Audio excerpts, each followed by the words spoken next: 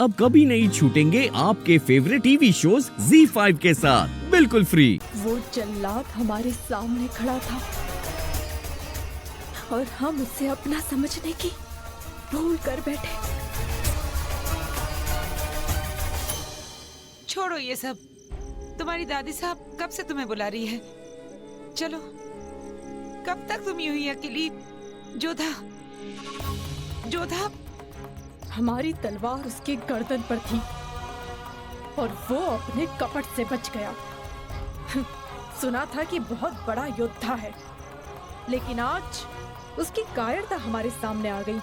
इसलिए तो राजपूतों के भेष में पिछले 3 दिनों से हमारे पीठ पीछे वार करने की योजना बना रहा था। 3 दिनों से? हाँ मासा, पता नहीं किस इरादे से आया था, पर अपने कदम रखकर हमारी चौखट को मैली कर गया। गणगौर के बड़े दिनों को अशुभ कर गया। और तो और उस दिन बावड़ी में भी सूर्यभान जी की जगह हमने उस मनहूस जलाल के चेहरे को ही देखा। शगुनी की कहनी गलत हुई ना मैनावती। दुनिया में शगुनी ही नहीं दिखेगी। जोधा मुगलों के घर जाएगी।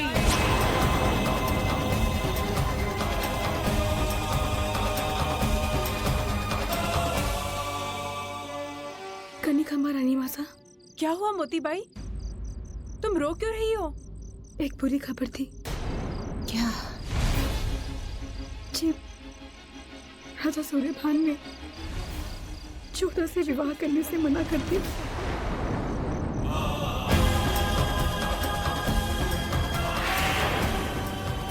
नहीं,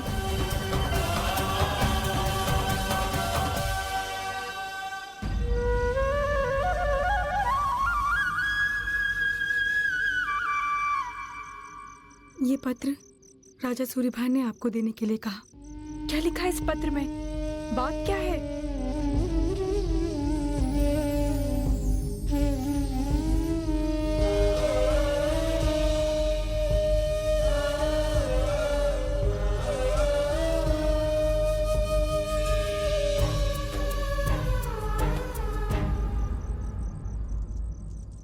ये क्या सुन रहे हैं हम? आप हमारी जोधा के साथ ऐसा कैसे होने दे सकते हैं? जोधा से ब्याह न करने का निर्णय हमारा नहीं, स्वयं राजा सूर्यभान सिंह का है। तो आपने उन्हें रोका क्यों नहीं? राजा सूर्यभान सिंह एक आदर्श राजा है और एक आदर्श राजा के लिए उसकी प्रजा और उसकी सुरक्षा ही सबसे बड़ा धर्म है, अपने परिवार से भी बड़ा। आप सहमत हैं? हम उनके स्थान पर होते तो हम भी वही करते। हमें पता है कि राजपूतों में ऐसे मिलने की अनुमति नहीं दी जाती, पर हमें कुछ जरूरी बात करनी थी। हमारे निर्णय की सूचना तो आप तक पहुंच ही गई होगी। हमें गलत मत समझिएगा जोधा। कल आमेर में हमारे ब्याह की घोषणा का गुलाल था और आज युद्ध की घोषणा का है। जहां एक तरफ प्रजा के माथे पर जलाल का डर होगा, वहां हमारे माथे पर शादी की पगड़ी पहनना अच्छा नहीं लगेगा। कल तक सीमाएं जोड़ने की बात थी, आज बचाने की है। हमें युद्ध की तैयारी के लिए चलना होगा, मिट्टी का ऋण चुकाना होगा। उसी मिट्टी के बने हम इस बात का गर्व रखते हैं कि हम एक ऐसे राजा की रानी बनेंगे जो अपने बारे में ना सोचकर पहले आमेर के पूरे राजपुताना के बारे में सोचते हैं। अगर युद्ध में कोई अनहोनी हो गई तो शगुनी भाई की बात सच हो गई तो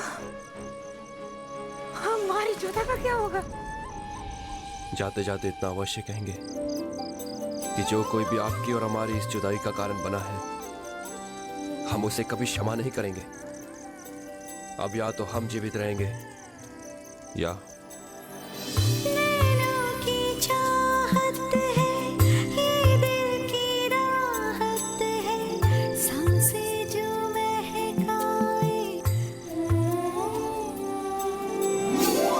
धीरे धीरे तुम पास आए, चोरी चोरी दिल पे छाए, हौले हौले दिल तेरा हुआ।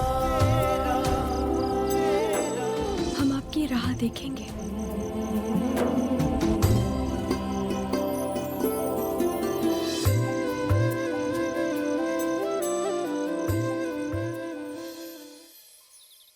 अरे थारी मत्ती मारी गई है क्या?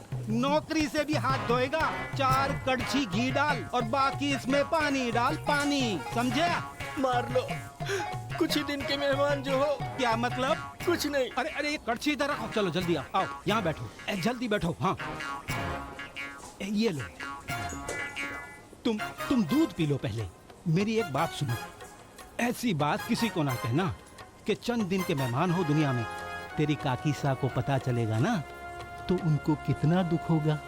जो सच है वही कह रहा हूँ सेठ जी, आपके दिन अब ज्यादा नहीं बचे हैं। उस दिन जो आदमी हमारे यहाँ खाना खाने आया था, जिसके सामने आप मुगलों की जमकर बुराई कर रहे थे, वो कोई और नहीं बल्कि वो खुद शहंशाह जलालुद्दीन था। हाँ, और लड़ाई से पहले वो छानबीन करने आया था। अगर मुझे मिल जाए जलाल तो कसम इस घी की, मैं उसको कढ़ाई में डालकर जला के जलेबी की तरह कर दूंगा। कहते हैं वो बदला लेना खूब जानता है और मन में बरोबर याद है। सेठ जी, सेठ जी, सेठ जी सुनिए, सेठ जी, सेठ जी, सेठ जी, सेठ जी।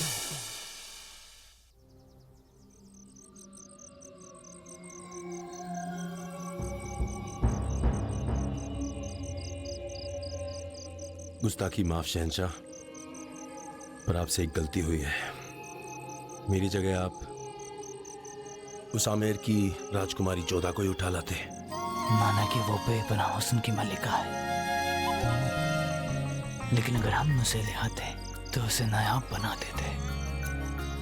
अहमियत बढ़ जाती है उसकी। तुम्हें तो हम ले आए हैं, लेकिन अब तुम देखना, वो खुद चलकर हमारे पास आएंगी, हमारी आगोश में।